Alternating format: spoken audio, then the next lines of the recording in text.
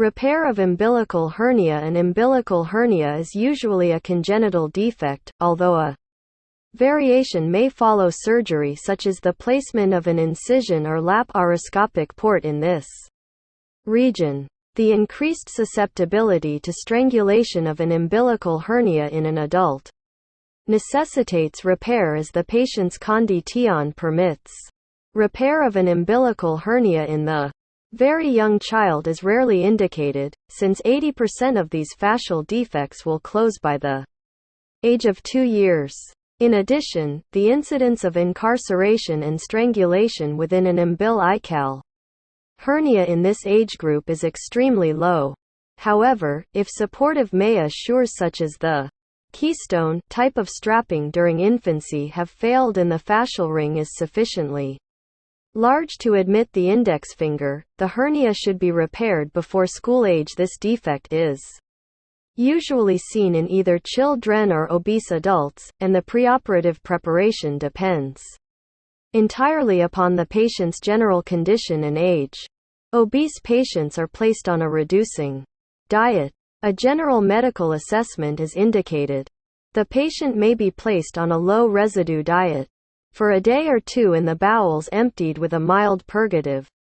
Repair is delayed in the presence of acute respiratory infection, chronic cough, or infection about the navel.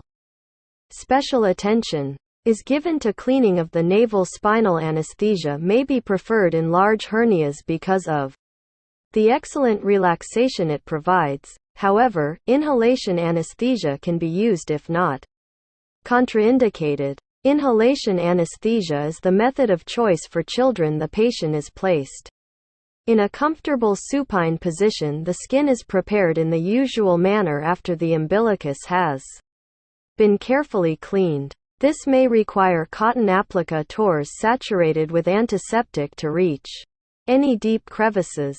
A curved incision placed superiorly or inferiorly about the umbilicus is most commonly used.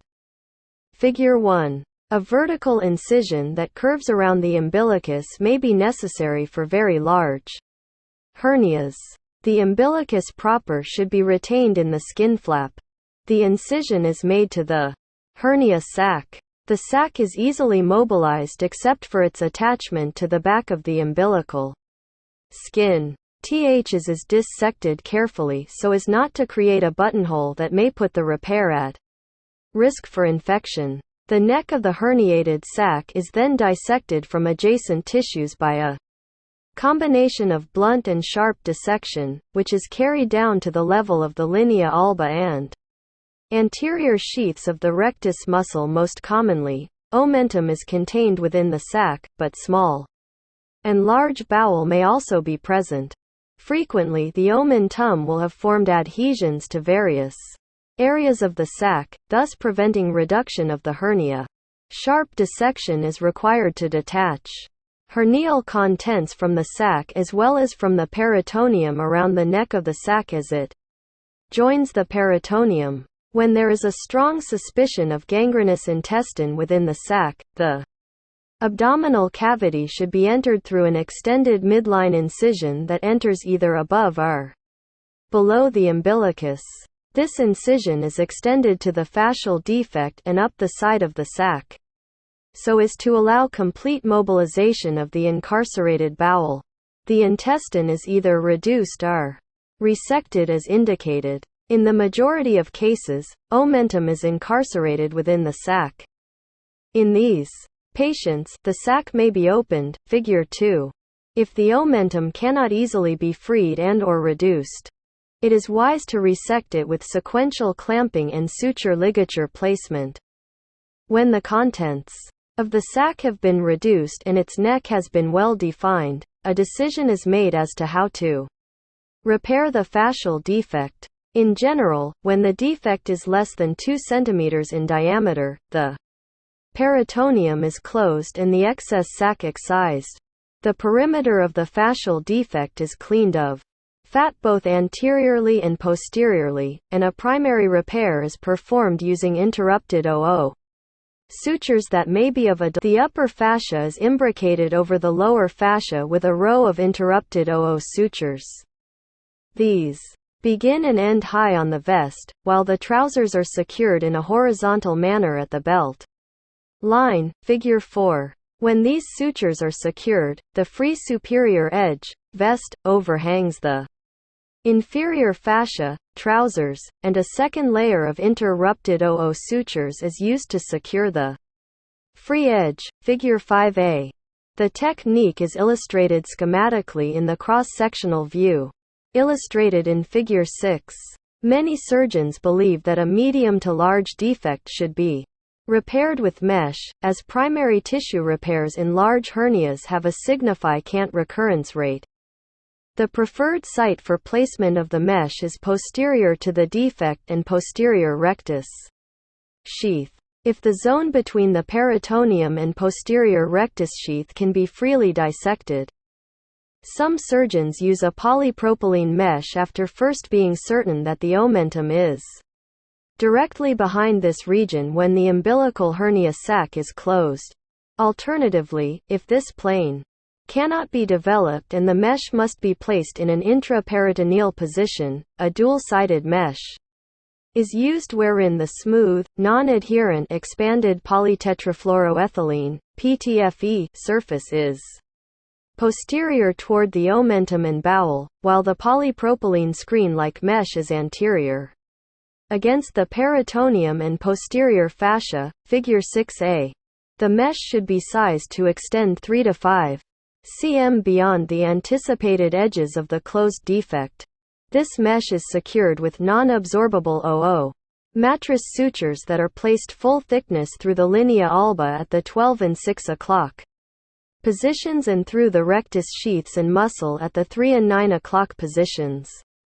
THSA sutures should secure only the polypropylene mesh and should not go full thickness through the PTFE, as this may present a free intra-abdominal loop that may catch a loop of bowel.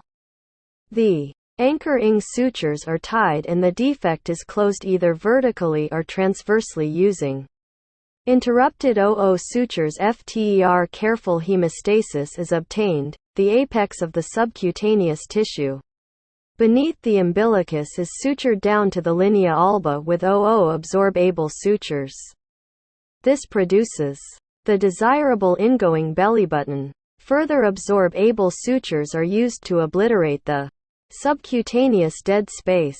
A triple bite suture that secures Scarpa's fascia to the deep fascia and then the Scarpa's fascia on the other side of the incision minimizes the space for a potential accumulation of serum or a hematoma. When the hernia is quite large, a closed system celastic suction catheter may be placed through an adjacent stab wound. Special attention is given to the avoidance of abdominal distension. An adhesive tape strip 3 in wide is liberally applied across the abdomen, and the patient may use an abdominal binder for approximately 1 month. The patient is warned to avoid overly heavy lifting and straining a curved incision around the superior half of the umbilical. Depression is made and the hernia sac is freed down to the linea alba. Dissection extends laterally onto either rectus sheath. The hernia sac is dissected free from the back of the umbilical skin, using counter-traction with skin hooks. The fascia is cleaned for a few centimeters in all directions. In most patients, the sac can be reduced without being opened. The edges of the fascial ring are grasped with coker clamps and the posterior aspect of the fascia is cleaned for 1 or 2 centimeters. As most of these fascial defects are small, a primary repair using OO interrupted sutures can be performed in either a vertical or horizontal manner, depending upon the shape of the defect. The skin margins are approximated with interrupted subcuticular OOOOO absorbable suture. Skin strips are applied and the umbilicus is packed with a small wad of gauze. A dry sterile dressing is applied. The routine postoperative care is performed. Most patients are able to tolerate fluid within a few hours and are discharged home within a day on a soft diet.